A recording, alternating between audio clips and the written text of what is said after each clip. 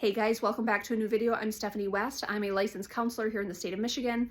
I want to invite you into something that I just find to be so fascinating. So if you follow along with me for any span of time here, fitness and nutrition are two cornerstones in my own personal life that I hold very dear. But being educated about the body and about the brain and about, body science and brain science, it's one of the things that just lights me up. I get really dorky about it. And so one of the podcasts I've been listening to recently, it's a 6-piece lecture series not a lecture series, a 6-piece conversation between Dr. Andrew Huberman and Dr. Galpin.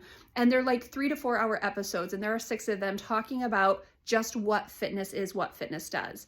And one of the things that I just was enamored by is this understanding that weightlifting can have many different objectives. So the goal of today is not to encourage you to take up weightlifting, although I think you should. I think it's incredible. But if it's not for you, okay, we can disagree.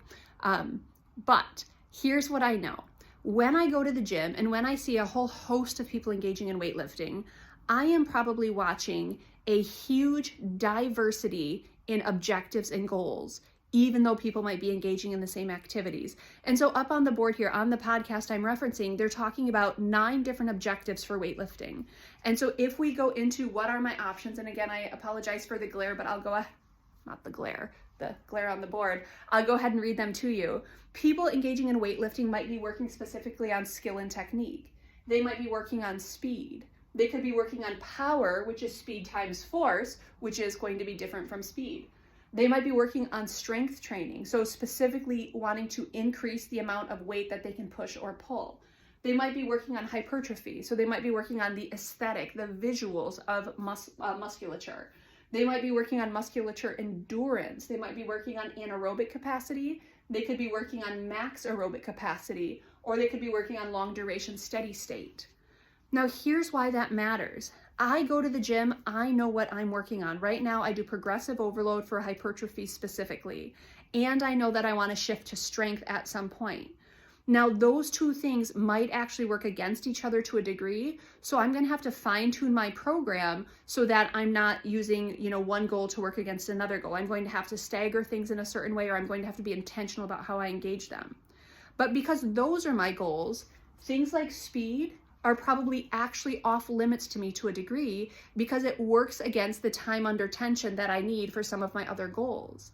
And so what we really want to flesh out is having clarity in our own goals. Because if I want to move left, it's going to ask me to forsake all the other options over here that are right. And one of the pieces that's so concerning is we are in an information saturated environment where we have people talking to us constantly about go left, go right, pivot, do this, do that. If we don't know our goals, then we're going to start moving in all sorts of directions in some sort of chaotic, frenetic way and not actually making any traction or making any progress. If we pick one direction and execute in that direction consistently over time, we're going to make headway towards something, towards goals that we're stating.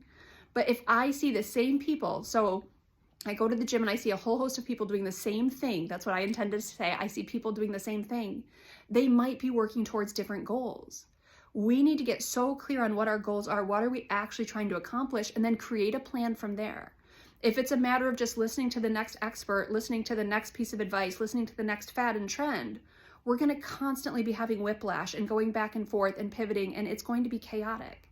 But if we can fine tune what our goals are, understanding that my goals are custom to me, they're different from other people, so I shouldn't be just blindly capitulating to experts out there unless it's expert opinion that aligns with the goals I've selected for myself.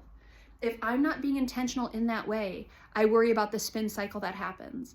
And so I want to encourage you to get clear on your goals, and then you enlist the experts that can speak into your specific goals. It's one of the things I walk through with clients often. It's one of the things I'm constantly taking inventory of in my own life because clarity of goals matters so much. Otherwise, how do I know which direction I'm walking in?